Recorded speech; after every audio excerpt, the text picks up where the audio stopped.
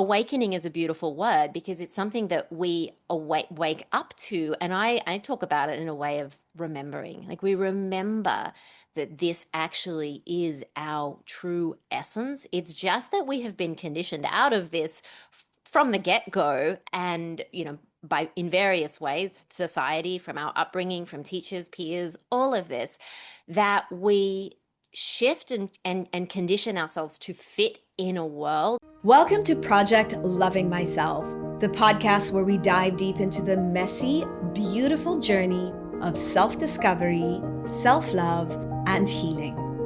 I'm your host, Sanaya Gurnamal, relationship reinvention coach and love alchemist. This is your go-to space for embracing who you are, letting go of who you're not, and stepping into the most empowered version of yourself. Because the most important relationship you will ever have is the one with yourself. Are you ready to live a life powered by love? Let's start this journey together on Project Loving Myself.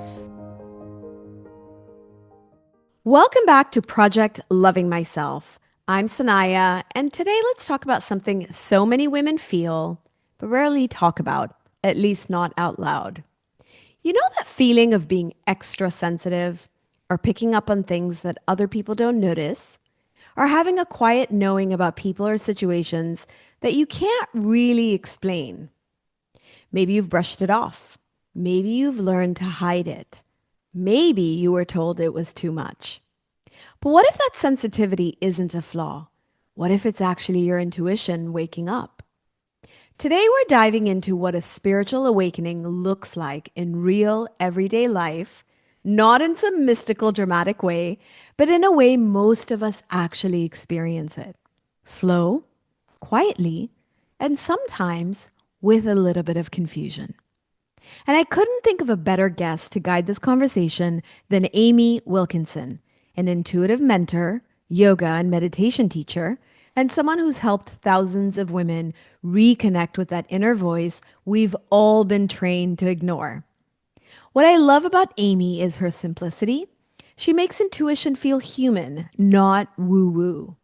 So if you've ever wondered, is this my intuition or am I just imagining things? Well, this is where you'll find out. Let's jump in. Welcome to Project Loving Myself, Amy. Oh, thank you so much. That was such a beautiful introduction. And I'm so glad that we're having this conversation today because it feels like it's one that we need to have more of. So thank you for having me. Absolutely. And you know what, Amy? I remember the days when I was figuring it out, right? And I, had these spiritual, intuitive experiences. And I remember thinking, is everyone going to think I'm a freak? Like, am I Yeah. imagining this stuff? Like, is this Yeah. all made up in my head? So, as I was kind of working on today's episode, it really took me back to the beginning of my own journey. So, I do want to start really simple to set kind of the tone for the conversation today, Mm. which is to really get into what is this spiritual awakening? What does it feel like? How does someone know it's happening? In your Mm. words, Amy, let's start with kind of the basics. Yeah, okay. Look, what comes to mind straight away, and I think that the thing about all of this is that we're not taught. We're not taught that we are all spiritual beings. I have a chuckle sometimes when people say to me, like, are you spiritual? And I'm like essentially we are all spiritual because we are all spiritual beings. At our essence, we are spirit manifested here, having a physical experience for this temporary human existence, right? And everybody has different levels of belief, but I think it's really important to understand that this isn't something that you try on. This isn't even something that you become.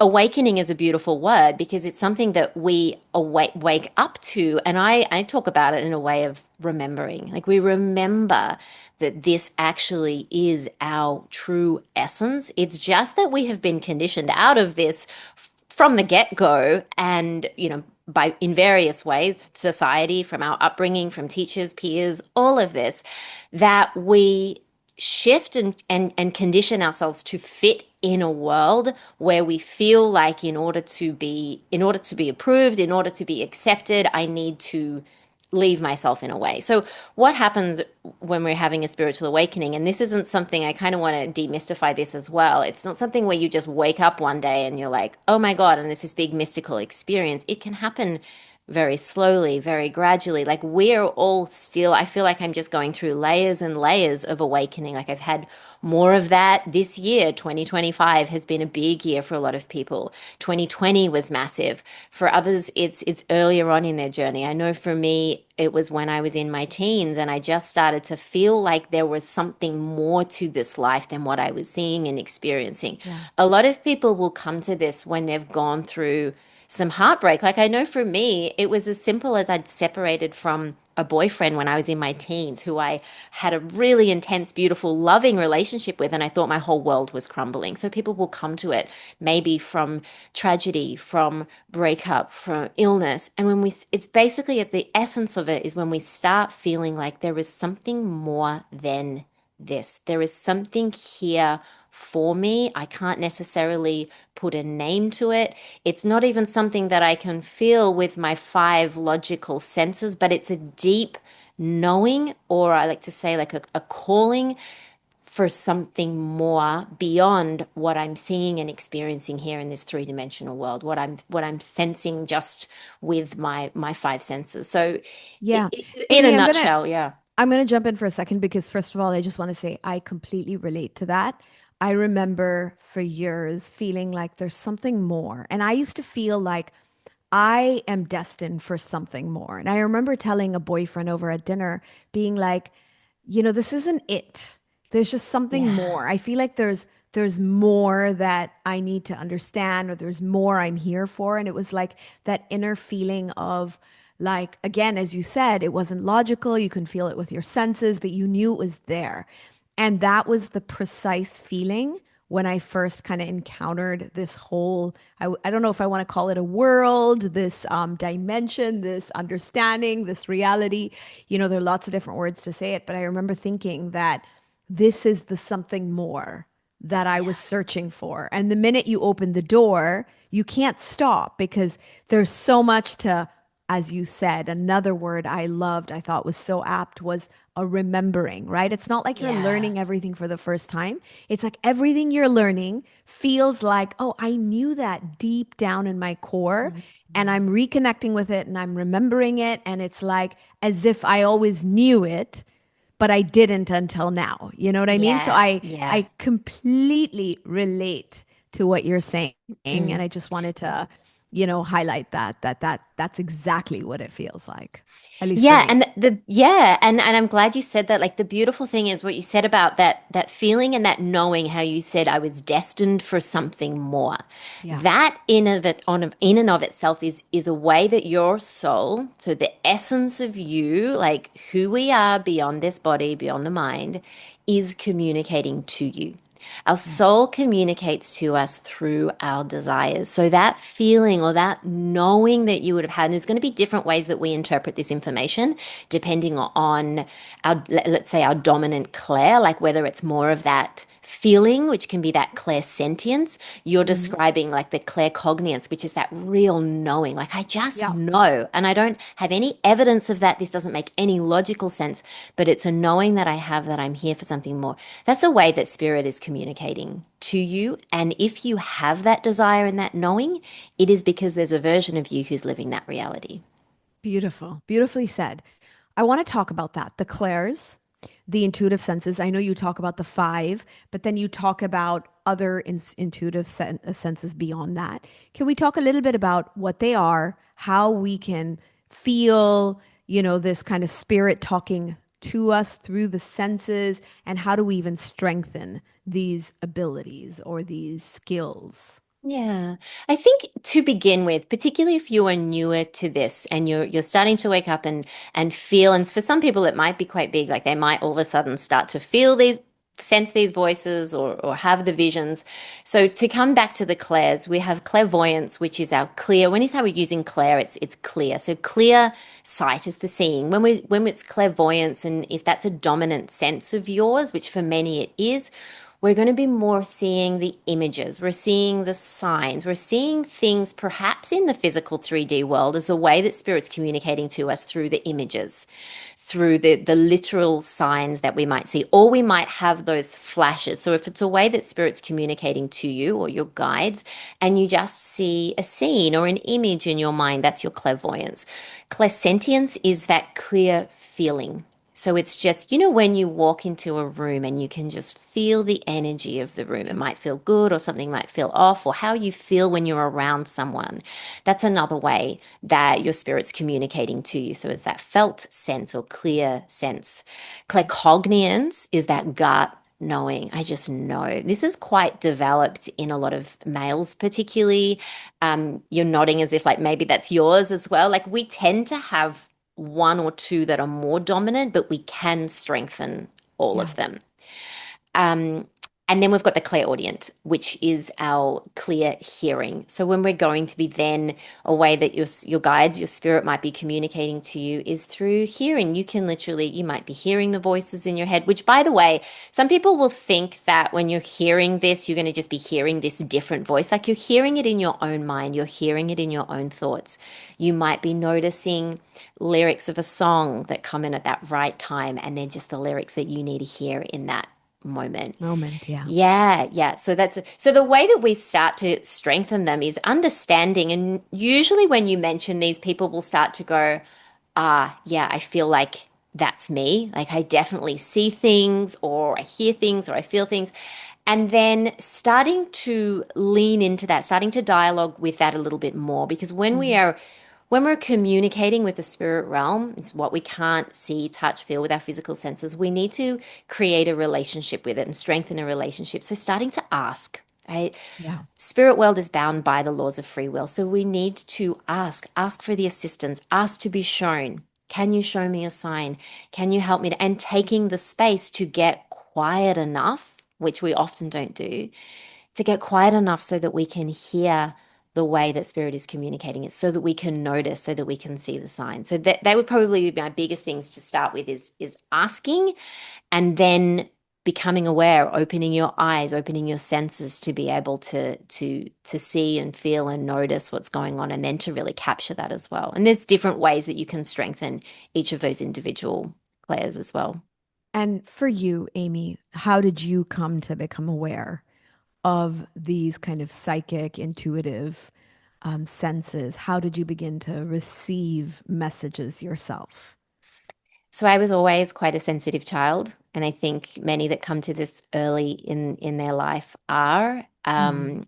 And I always thought, and I guess in this world we kind of get conditioned out of it. We think that it's a weakness, and, oh, you're too sensitive, and so I know that I always had that. I Okay. always clairsentience is another big one for me. So it's just being able to feel, and initially, it can feel like a limitation, and we need to start to learn how do we work with these? How do I create this? Because this can actually be our superpower. Yeah. So for me, it was then realizing, and I actually would have this reoccurring dream about being followed when I was younger, and I always felt like I was trying to move away from these beings or these people that were following me. Until one day in my dream, I turned around and I thought, I'm gonna see who this is. I'm gonna go and dialogue with them. And it turns out it was my guides trying to have a conversation with me and to reach me and to dialogue. And I realized then that they were here to support me. And we all have access to this. And this is something that I'm really passionate about sharing, is I think a lot of people think like, oh, I can't do that, or only someone who's gifted can do that. Like this is innate in all of us. This is an innate language that we have Yeah. that's just very underdeveloped. And like anything, once we start to work with that, we strengthen the muscle. Once we start to get into dialogue with that aspect of our being, we then become more versed at being able to receive those messages and work. And I can't imagine having created the life and the business and the success that I have in life without working with the divine in a collaborative way, in a collaborative relationship.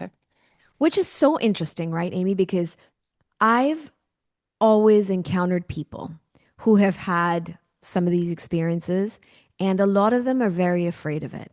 They're Yeah. afraid of kind of opening up to it. They think it could be bad or negative.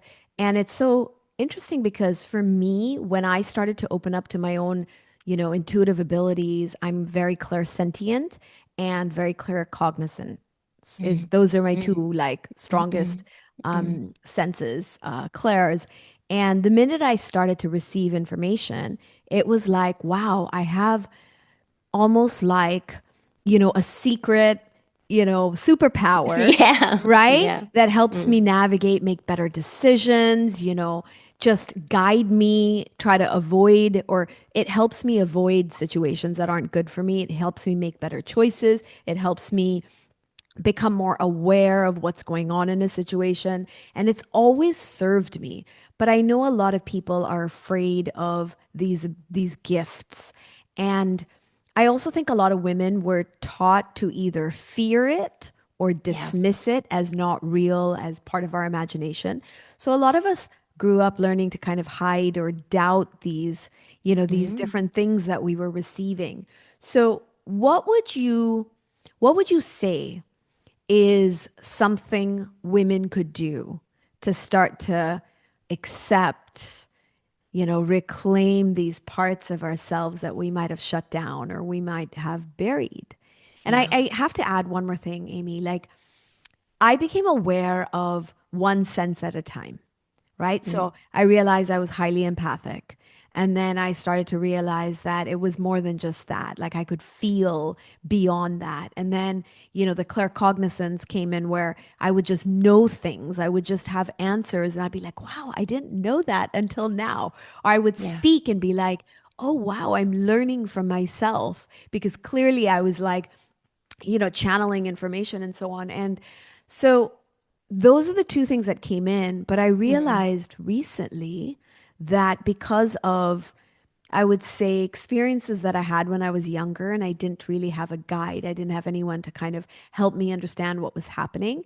It was a little bit, confusing and uncomfortable. And so I shut down parts of my own abilities because I couldn't really process. So I couldn't really deal with it as I would mm, today. Because obviously today I'm mm, a lot more mature. I understand a lot more. I mm. meditate so much more. But in the beginning, when it started to come in, I was a little bit like, what is going on? Am I imagining this? Is this in my head? Like, what are people going to think about me? Am I going to be judged?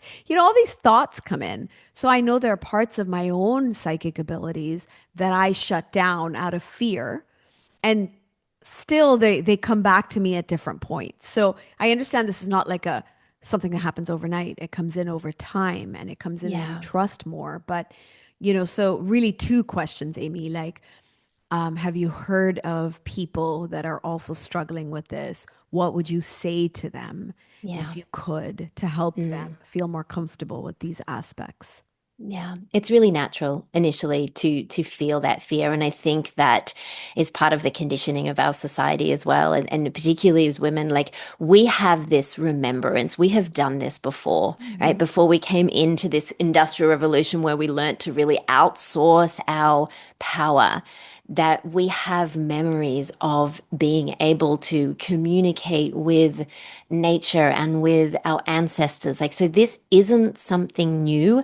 And I see it as as reclaiming lost parts of ourselves, as reclaiming ourselves and bringing ourselves back into the wholeness that we are. But initially, I think we have been taught to fear it, and then we think, as you said so beautifully, like there's something wrong with us, and that I'm different, and obviously, like we prioritize belonging over being in our truth and authenticity all of the Yeah. time, right? So. I think to start with, what I really want to say is, and this is really important because a lot of people will come to me, they want to know, like, how do I know when my intuition or when my guidance system, and like, really, we could call this love. You can call this whatever you want. You could call this spirit, you could call this the universe, your guides, or you can call it love and truth. Hey, how do I know that that aspect of me is communicating to me versus my small self, my limited self, my ego, the negative self, whatever you want to call it, because Right. we My usually feel divided, right? overthinking, my fears, all of that. Absolutely. Correct, correct. So, love, truth, spirit, guidance never comes through as fear. It Yeah. is never fear inducing. Anytime when we're feeling that fear and it's fear inducing, it's coming from more of the negative side. It's coming from the ego, it's coming from the mind. The truth that comes through that sacred channel of our connection to the divine and to that highest aspect of you, call that your soul or your highest self. These are all words to describe that same essence. It's going to feel like love. It's going to feel confirming. It's going to feel expansion. So I like to talk in that way of understanding. Like when people will say to me, how do I know? I'll say, well, how does it make you feel? Right? And I think that we have been taught to feed our fears so much, then, rather than to lean into love and faith and utilize that as our compass. So many people are using fear as their compass and making decisions from fear. And I think this is about understanding that you have the power and the capacity to make choices that feel good for you based on love. And this can be new for so many people because we're in a Indeed. paradigm that is very, very programmed in a fear template. And I think that we're birthing through right now a whole new template where we can allow ourselves to feel love and joy and ease and flow. So initially, in answer to your question, I think it's just about really working with it and titrating and nourishing yourself and reminding yourself that this is safe. This is actually the safest place that you can be, Yeah. is in that is dwelling in that aspect of you that is loving, that is divine. But initially, yes, it feels unfamiliar, and so then we think it's wrong. It feels uncomfortable to begin with because we just haven't learned to trust that aspect of ourselves. But Yeah. over time, as you said, once you deepen that relationship, you'll understand that, like, how did I ever exist without this? And I'm going to let love move into the driver's seat. Fear's got to go in the back seat. We still need fear, but we've got to get fear out of the driving seat. It's just is not going to serve us. I love that. I love this idea of like fear needs to get out, love needs to come in. And I think when we think of it as what's coming through is love, and therefore we just need to let it move through us. And often this comes in the form of signs, nudges, coincidences, gut feelings, little whispers, right? It might be experiences. It could come in meditation, and it could come in the middle of our day. So, how do we tell the difference, Amy, in your experience, between the real intuition and not allowing ourselves to go into, oh, this is just in my head? I'm imagining it. Because I remember that part of the journey was like, wait, do I trust it? Do I not trust it? Is it like my fear talking? Is it me? Is it something I want or not? So, how do we navigate all of that? Yeah. Look, I always say if you think it's a sign, it's a sign.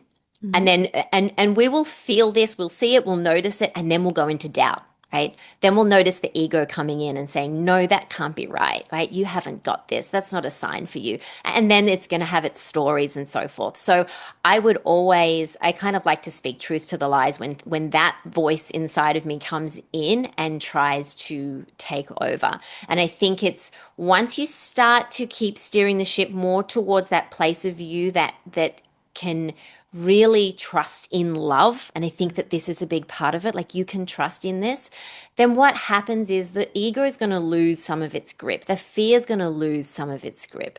So starting to just decipher, and as I said before, feeling it into your body, noticing how it feels. Does it feel good? And we also haven't been taught to just really let ourselves feel good, let ourselves feel joy.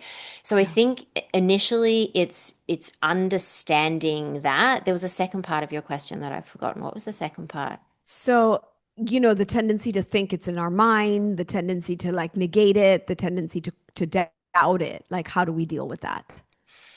Yeah, I would ask it if it's true. So if there's a story coming in that's saying like, no, you're no good at this, or no, it's just in your mind, like I speak to that part of me, right? Whether I might ask it a question and say, well, hang on, is this true? Like, does this feel like truth? Or is this my mind ego trying to pull me back? So we've got to remember that that part of us is trying to keep us safe. Yeah. And it's going to do that by wanting to pull us back into what is known and familiar. So if we're all of a sudden going, hey, you know what? I'm going to start to dialogue with the divine. I'm going to start to trust my intuition. I'm going to start to make choices from love. that fear response is going to kick in and go, no, that is completely unsafe. So we need to start to communicate to that part of ourselves and remind it and remind our nervous system it is totally safe for me to trust in this. It is safe for me What to open up. what I'm hearing from you is I think a lot of people try to bury that voice, ignore it, kind of avoid it. But what you're saying is bring it in and speak to it. Stare it in the face, Yeah. talk through it. Yeah.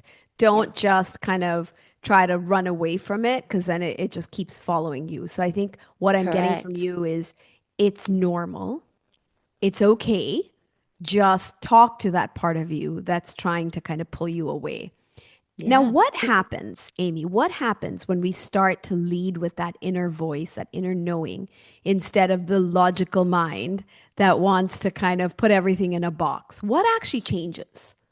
Well, in answer to your other question, I just want to carry on something extra there, which will lead Hmm. into this as well. We are in a co-creative relationship with the divine, right? So we are Okay. working with spirit here. So another way that you can start to test this is ask to be shown, receive some guidance, and then take an action step. So this leads into this part of the question is do the action step. So once we start to act on our intuition, what happens then is another door opens. We start to see the next puzzle piece. I always imagine like if you're carrying a torch and you're going along a path at night and it's pitch black, but you've got the torch and you can only just see the path in front of you, right? If you're just Yes. going to stand there and not move, you're only ever going to see that path in front of you. You're only going to see the part that the light illuminates.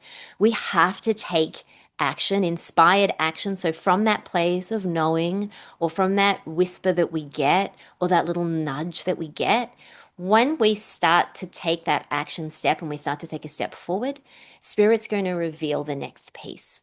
Okay, but we have to do our bit. We can't sit here and just pray and meditate and go, bring it all here for me, because we are going to be asked to show up, make that phone call, start that podcast, reach Right. out to that person, right? And you've no doubt had this experience yourself. When you 100%. start to do that, all of a sudden, you start to see the bridge of events and things start to fall into place. And then you start to see the synchronicities and the signs, which is Mhm. spirit's way of saying, keep going. You're on Yeah. the right track. You start to see the angel numbers, or you start to get this confirmation, or someone that you see at the supermarket says something to you, and you were just thinking that. That's the way that the invisible world, the unseen realm, is communicating to you, saying, you're doing a great job, keep going, hold that frequency, stay with it. So that's what starts to open up. And then we start to tap into the realm of miracles. Things come in that make no logical sense, opportunities come in seemingly out of thin air. We start to get up leveled and we start to become or meet a whole new version of ourselves, and we activate a whole new timeline of possibility. I was smiling because I was thinking of it's like a trail of breadcrumbs, right? Correct. You just one after another, and before you know it, you're completely living this way, where everything has meaning and everything is just connected. Everything makes sense. It just feels like flow, right? It feels like everything is easier, and you just have a sense of confidence and a sense of like completely being supported, and it just becomes like you can breathe easier, right? Yeah, yeah, because you're not doing it alone and you're not meant to do it alone. We have been Absolutely. taught to hustle and work hard in order to achieve and think that we have to do all of this ourselves, but we are not meant to. And when we can start to let go and show the divine that I trust in you, I'm going to take this step, I'm going to take this leap, and I'm going to trust that the net is there. That's when the divine can come in and go, yeah, I've got you.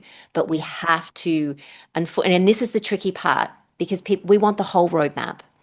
We want the whole, we don't just want the breadcrumbs. We want to know, am I going to be okay? What's coming at the end of that? We're We want always looking certainty. ahead. We want the certainty, but the Yeah. certainty begins with us. We are the ones that set the frequency of certainty. We're expecting it from out there.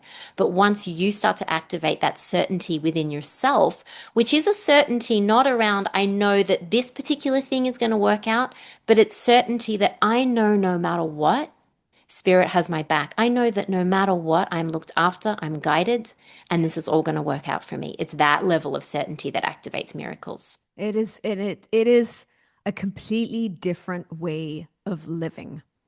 than you might have known. For any listener who's never experienced this, I mean, when you start living that way, it feels different, right? Mm, Amy, it's like mm, you're mm. living a completely different reality, you know? Yeah, yeah, yeah. Now, has anyone ever told you, Amy, that you're too sensitive, you're too spiritual, you're too weird because of all these different things that you believe in? And I'm asking you this because I think a lot of people might feel that when they start living this way, they're just going to be different. And, using their spiritual gifts, expressing it in a world that sometimes is not very kind about these things, is not very open. Sometimes it asks us to tone ourselves down. Mm. What have you experienced? And, what are your thoughts about that? Mm. No one's actually said it to my face, but no doubt, and I think that this is the biggest thing. Is why so many will stay in the spiritual closet, right? Like I was a yoga teacher, I still am, but I for a good 15 years, and I had yoga studios and had a big brand, and I played it safe in many ways because I would still deliver the spiritual teachings, but I did it in a very in a way where I could use the body as a prop almost, right? So it was very covert. It wasn't like completely out there, standing out there, giving all these kind of spiritual teachings. I was able to deliver it in a very kind of easy and digestible way. Now, when we sold our business a few years ago, I had this strong intuition like, right, no more hiding behind the brand or hiding behind the body. Like, it's time to just fully dive into this. So, this was just another level of stepping out of the spiritual closet. And when I had this strong guidance to start my podcast a couple of years ago, Hmm. that was another level of it. So, I completely have understand this and have been through this myself, and it is really coming back to this conversation around authenticity and belonging to yourself, right? Like we can't belong to anyone. We are so focused on making sure that we are accepted, that we belong in certain groups, that people like us, and we spend so much of our lives doing that. And I did as well for a large portion of my life. And I feel like, this is the gift that comes with aging and acquiring more wisdom, and we start to lose some of those people pleasing tendencies, and we realize that I actually have to belong to myself in order to belong anywhere. So I think it's just developing more of that understanding that who you are, being in your truth, sharing what you have to share, living as you is your divine mission and responsibility. It's bigger than you, right? If I had just listened to my ego and held back and said, no, I can't do this, I can't speak, I can't share in this way, what are people going to think? Which is really, really common. And again, all of that, all those voices are just a protective mechanism to try and keep us small and to Yeah. try and keep us the same. So understanding that if you have the doubt coming out and the resistance, great. It shows you that you're on the precipice of expansion. So can you get excited about that? And it's a process for sure, but start to see it in a whole new light and go, you know what? This is bigger than me because it's also the people here that I'm here to serve. So understanding that this isn't just about our small self, but really when you know that you have a bigger mission and vision, like you shared, that you knew you were here for something more, Yeah. and maybe that is even just you being yourself in your truth and speaking authentically from the heart. That is what you're here to do, and you owe it to yourself and you owe it to the world. So yeah. I love how you said it's like, are you staying in the spiritual closet? And I think many people are staying in the spiritual closet, and it might be time just to Yeah. step out, right? It might be time to work up that courage because you really are meant to do that. You're meant for more. And for as long as you stay in the closet, you can't really do what you came here to do. So I love how Yeah. you made that commitment to yourself that there was no more hiding, that you were going to play all out. So I love I that. think also with that, you have to be willing to lose some people, and that's inevitable, Yeah. right?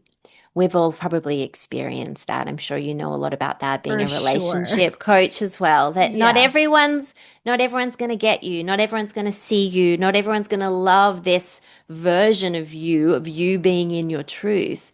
And so there is going to be that natural shedding of the relationships and the dynamics that no longer serve you. Yeah. But that's not a reason to hold yourself back, because when you start to open up to this, what you're then going to magnetize is the things that are actually the situations and the relationships and the opportunities that are actually ready to meet you in your truth and as you are. And that is just so much more soul fulfilling than any level of holding yourself back or self neglect, as you would know. And the truth is, right, Amy, you're not going to be everyone's cup of tea, no matter what. I mean, spiritual or not spiritual, not everyone's going to like you. So if they don't like you because of this aspect, I mean, that's fine. You'll find Yeah. people who you can relate to better.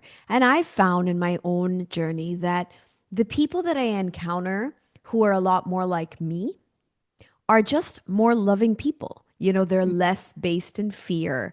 They're more open. They're more loving. They're more honest. And I kind of feel like, that's okay that I had to let go of so much that was familiar, so much that was maybe at that time comfortable.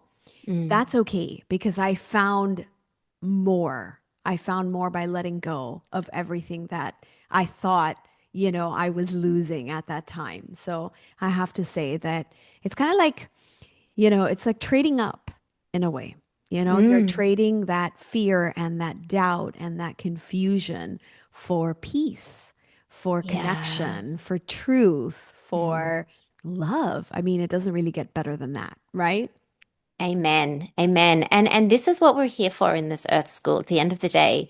We're not here to stay the same. We are here to grow and evolve and to reclaim lost parts of ourselves and to be in our truth. And so naturally, like the seasons of life, there is going to be that shedding. And as we grow and as we evolve and as we meet ourselves in a whole new way, in a whole new light, then naturally then we are going to meet others that can see us on that level. And I think that this is the beautiful thing when you can really understand that this is a natural part of life. Like this is reflected in nature. We see this, the trees shed. Like it's we always have this cycle of death and rebirth. And I'd heard someone say once, when you can learn to die well in your life and not just the die at the end of your life, but to die to the old you and then to be able to rebirth from that. I mean, it's just such a beautiful thing because I think we resist this so much. We want to stay the same, and this is the uncomfortable growth edges that we meet when we're on this awakening journey, and it is continual. We don't just get to a point where we're like, here I am, great, learn all my lessons. It's like, Yeah, okay, when we think we've surrendered, there's more to surrender. When we think we've shared, there's a little bit more. Trust me, this year's been a big theme with that. So I but hear you. it's all for your growth. It's everything here is for you. Life is communicating with you all of the time, and you can either see it as a punishment or you can see it as a gift in the way that you're being prepared for your next up level. I met a woman this weekend. I was at a sacred cacao ceremony and I'd never met her before. And when she looked into my eyes, she's like, I have recently died over and over and over again. And just, the way she said it. And I looked at her and, I was a little bit taken aback. What do you say to something like that? Mm. And then I really felt her because I understood that, there was a lot of shedding, there was a lot of letting go, there was a lot of releasing that she had been clearly going through in the last couple of months. And Mm. yet, in all of that, what I saw was so much kind of just truth and honesty and love. And it was really something that left a mark on me. So I I like how you said that learning to die is Mm. learning to let go with grace, right? Mm. It's learning to Mm. release and being okay with that because there's something new coming in its place. Now, Yeah. speaking of that, Amy, I know you talk about embodiment, right? And that makes sense with your yoga meditation background as well. So, how does connecting to the body help us access that intuition or connect to it more deeply? Mm. Our body's communicating with us all the time. And I think when we look back on spiritual teachings, a lot of them, particularly in the yogic tradition as well, it was a lot of this feeling of needing to ascend out of the body. And I think that this paradigm that we're moving into now is really much around, particularly with the rise of AI and basically being able to outsource your intellect in a lot of ways. I think our embodiment is more important than ever before. We have these bodies for a reason, and they are sacred. They're our sacred vessel in this lifetime. And I think that the more that we can drop into that and utilize that not only as a way to feel the way that life is communicating to us through our body, but also to transmute love and information to others. I think that that is this paradigm that we're moving into is going to, it's more sacred than it ever has been before to feel the way that we can connect. And we connect through our body. I mean, even just through the radiance of our heart and the magnetism of our heart. So understanding that we're not here to try and ascend out of our body, but we can use our body as a sacred vessel to be able to let life channel and move through us. So I teach soul embodied manifestation, which is basically about coming back into attunement and alignment with the truth of who you are, not the conditioned self, but your essence. And when you do that, when you can meet that part of you on a regular basis, when you can start to live life from that aspect of you, which is essentially all that we've been talking about, manifestation just becomes a byproduct of that, right? It's not something that we do, it's more about who we be when we're living in alignment with our soul truth.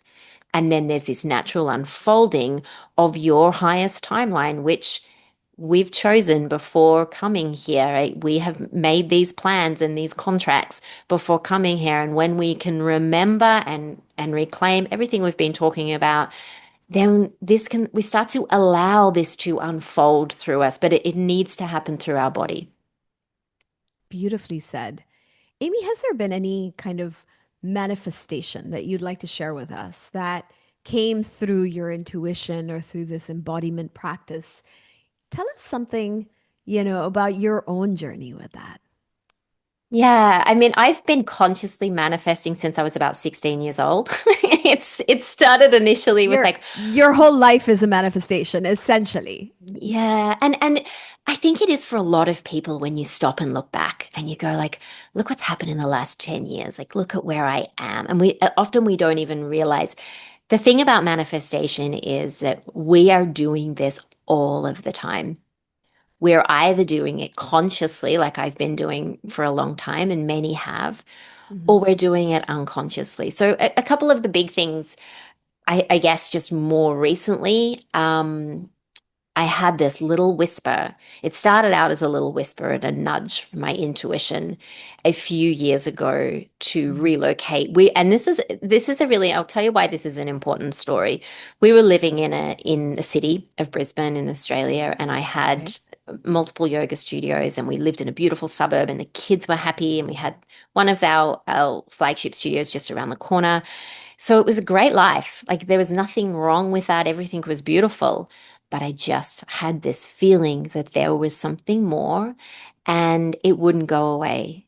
And it'll come through like our soul will communicate to us through, as I said, like desires and things that light us up, but it will also communicate through discomfort and the ways when we start to just feel like, okay, I'm uncomfortable here. There's something more here for me to lean into. And the guidance that came through was sell your place, leave the city, move up to the coastal town. And this meant moving my three children. I had a daughter. I have a daughter, but at the time she was in year 7 here. So she would have been about 13. So she was about to start high school. And there was nothing wrong in our life. And this is why I want to mention this, is because people will Yeah. sometimes think, like, I'm feeling this. Is when we feel that call towards expansion, it doesn't have to make logical sense. And this does not make logical sense. On paper, this was a crazy move for us because what ended up happening is we sold our house, we put our house on the market, we moved up. I then got the whisper to sell our business, which was like everything that we had known and built for 15 years. All on this whim, all on this just this feeling that that was I what mean, we were that's meant to do. that's a huge, huge like leap of faith. It was a huge leap of faith, particularly when I had my daughter saying things like, "You're ruining my life." Oh, 13 year Doing this, olds. right? And you're holding that space for them. And Right. all that I could say to her, hand on heart, all I could say is, I just need you to trust me. I know this is scary.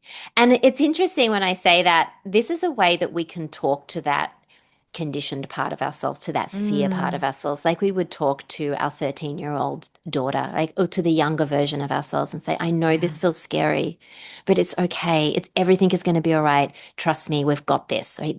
That's the kind of language that I was using. And and I thought, I don't know how, but I kept on seeing the vision of a house by the beach. And I was like, I do not know how this is going to happen. We sold our house before we even knew where we were going, before we had kids in schools or anything, but I fully trusted. Anyway, fast forward, we manifested a beautiful house, better than I could have even logically imagined, that overlooks the ocean. We manifested the three kids getting into school on the same day, just after we'd purchased the house. And then we manifested a business sale for the exact figure that I had put out and asked for. And I was given a name for the person who was going to sell the business. But all of this was through this practice of surrender and trusting and taking a leap. And I know, even saying this, I can feel the feelings. Like, I know it feels really scary, but we have to trust in the higher plan. And I knew enough then to know that if I have that desire, it's because there is a timeline there for me. There is a potential reality here. And my job is not to try and figure it out, but it's also not to resist it. It's to allow, as I said, like, to allow the unfolding of this. And that means coaching myself as well as my children, as well as my husband through this process, and keep continuing to lean into the divine and understanding that it does not need to make logical sense. So that was Yeah. just, was quite a big one recently. What I want to highlight from what you said is to stop resisting, to Mm. allow it, and then to surrender. And that is that leap of faith, or that is about trust. And when you do, it just all seems to fall into place like it did for you, Yeah. right? Yeah. Yeah. Beautiful. Love it.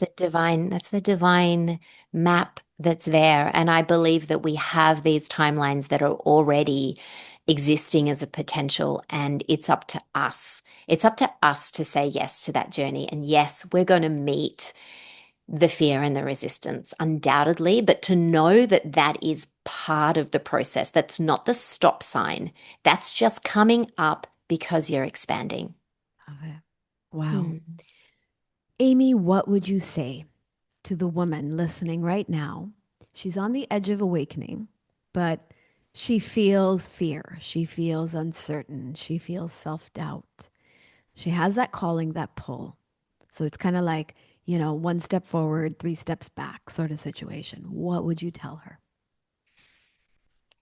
It's safe to trust in your heart. So to trust in that feeling, and a practice. I'll give a practice with this. A practice that I advise my clients. This is a practice that I do every day, particularly if you're starting out, but it doesn't mean I've been in this for 20 years or so. I first thing in the morning, before I even open my eyes, I connect to that part of me that is beyond the reasoning and the mind and the logic. You can put your hand on your heart, and you just connect to that soul aspect of you. You remember who you are before the world tells you who you are. As soon as you put your feet on the ground or you pick up that phone, you're going to go back into your conditioning. So you remind yourself that I am divine, that I am expansive, that I am, even just the words I am is such a powerful statement. And everything else dissolves when you say that. Everything else dissolves, all of the other labels and the identities and the roles. And you set your energy in that moment. So you might even just start really small, and you might say, I am love, I am trust, I am abundance. And what you're starting to do is lean more into this relationship with the unseen, with the divine aspect of you that so wants to lead you. And whatever you're feeling, that feeling for more, or that calling in your heart, know that It is there for a reason. And what would it be like if you just started to dialogue and you said, okay, lead me, show me what my next step is. And you only need to know, don't get too far ahead of yourself. You don't need the whole map. Show me today, what is my highest priority? What's my next step? And then wait, listen, see, feel, whatever it is, the way that spirit communicates to you. And what if you were to actually do that thing? And that thing might be go for a walk. Even when you know you've got a huge to-do list, it might be go take a nap, run a bath, something really, really simple like that. And it's often will Yeah. come in those ways because we want it, spirit wants us to nourish ourselves as well. What would happen if you did that thing? And then you start to just play with the magic that's here for you. Wow. It sounds incredible. Amy, when I end my episodes, I always ask my guest for a project loving myself mantra, some kind of a message that, you want to leave our listeners today. I love what you said about the I am. That is something I've practiced myself. It's incredibly powerful. Is there anything else you'd like to add or go deeper into that before we close our episode today? One that I've been working with lately is just the best is yet to come. Oh, look at that. Just that one statement puts a smile on my face. Mm. The best is yet to come. Love it.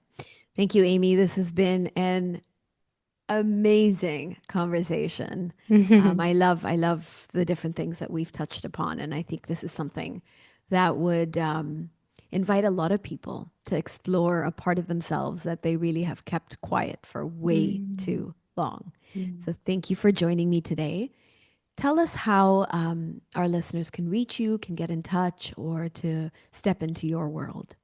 Yeah, feel free to find me on Instagram. It's just amy.abundance club. My podcast is called The Abundance Club, and my website is thelightplace.com.au. So I have different offerings. I do one-to-one work and also programs as well, supporting people to tap more into their intuition. And I feel like in a world that is just feels like it's getting noisier and noisier, the more that we can understand the way that our wisdom is communicating to us and leading us forward is such a sacred priority right now, it feels.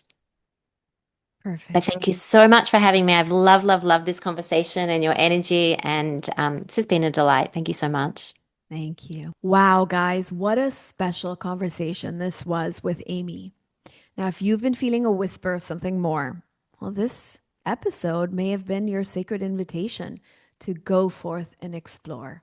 If you've been doubting yourself or brushing off your intuition for years, I hope today's episode gave you permission to trust what you've always felt.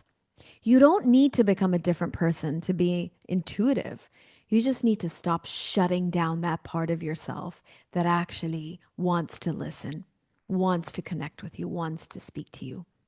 Now, if something in today's episode really landed, share it with a friend who feels the same shift happening in their own life. And trust me, this might be something you're not used to talking about, but there are so many people out there who are feeling the same way and they're feeling really lonely because they feel like they can't talk to anyone about it. But if you want to kind of invite that conversation, I know you'll find a lot of people to connect with. Tag me at Sanaya Gurnamal at the podcast Project Loving Myself. I'd love to hear what really resonated for you in today's episode. Now, I'm going to leave you with this powerful reminder from the philosopher and Jesuit priest, Pierre. Okay, I'm going to have a little bit of a time pronouncing this since French is not something I speak. Pierre Teilhard de Chardin. Okay, so he said, we are not human beings having a spiritual experience. We are spiritual beings having a human experience. This is a quote I've loved. I've heard so many people speak it before, and I didn't know actually until this episode that it was first spoken by this philosopher and Jesuit priest that I just mentioned. But it is just a beautiful reminder that we aren't human beings, we are spiritual beings. Your gifts are not a mistake. Your intuition is not too much, and your sensitivity, well, that's your superpower. Until next time, keep trusting your inner voice, keep walking your wild, sacred path, and always remember you are loved.